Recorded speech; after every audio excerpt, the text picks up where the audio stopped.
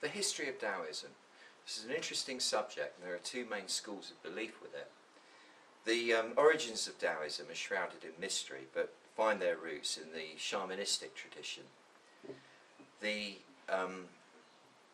Taoism is believed conventionally to have been invented, so to speak, by Lao Tzu.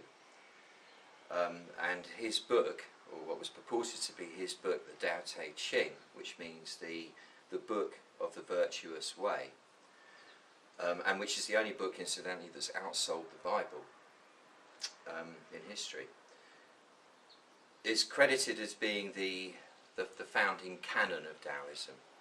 And this was in 640 or so BCE. And the reality of it is likely to be something quite different. Lao Tzu was actually the keeper of the archives. He was the librarian of the Hunan province. And the 81 stanzas that comprise the Tao Te Ching were his effort in collecting the oral tradition into a book before it all got lost. The actual tradition of Taoist practice has probably been going back something like 20,000 years. The legend of it is that it was brought to this planet by visitors from the Pleiades. They were called the beings of reflected light, and they were 7 feet tall, wore unusual clothes, and came from the high places.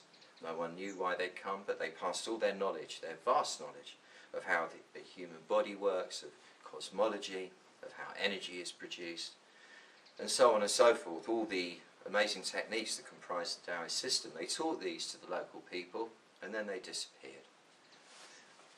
Whether one believes this sort of thing or not, it's a nice story. The fact is that these very sophisticated and highly evolved methods have been passed down generation by generation for thousands and thousands of years. Now, Taoism was the original way, so to speak, not a religion, of China. From India, later on, then came Buddhism. And as Buddhism took hold in China, because Taoism is not a religion, it's not a dogma that insists on being right, and in fact nor is Buddhism, but both kind of quite highly evolved life methods. There was no fighting or vying for position of importance in Chinese culture. The two worked well with each other. The Buddhist methods applying themselves more to how you interact, the mechanics of social interaction, or your interaction rather, with the environment around you. They went into the specifics of that more, whereas the Taoism crew sort of just provided a very fundamental life template, which, if you lived from its tenets, would produce the optimal effect in how you related to the outside world. But the two always went very hand in hand.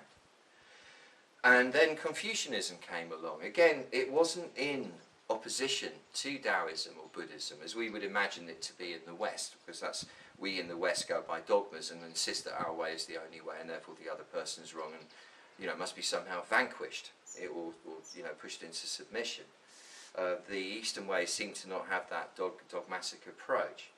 And when Confucianism developed, it developed from Taoism and a combination of that and Buddhism.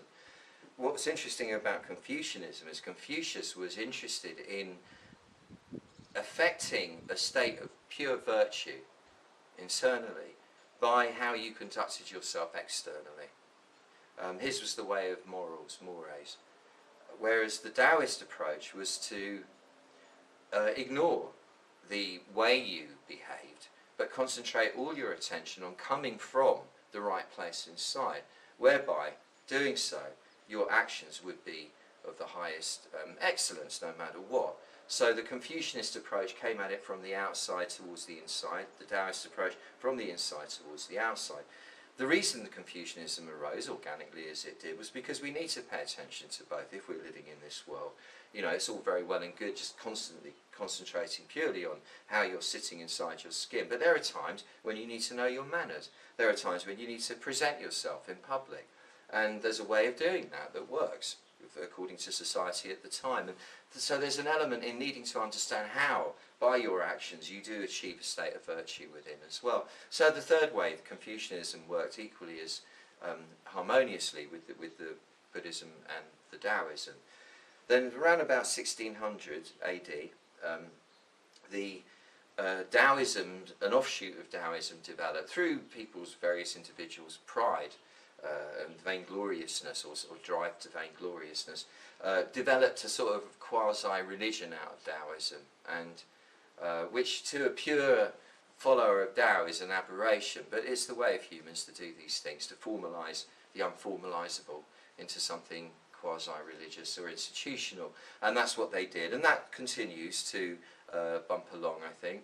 But the real practice of Taoism has nothing to do with wearing silly hats or making particular strange sounds in the air to conjure up magic spirits and so on and so forth. It relies on becoming fully centred within your skin at all times, and from that place able to direct your intention with enough clarity and focus for it to receive a mirror effect from the Tao, the world around you, and you get what you need to succeed in fulfilling your mission while you're here on the planet, in bringing as much joy and goodness to the world as you can while you're passing through, in a nutshell.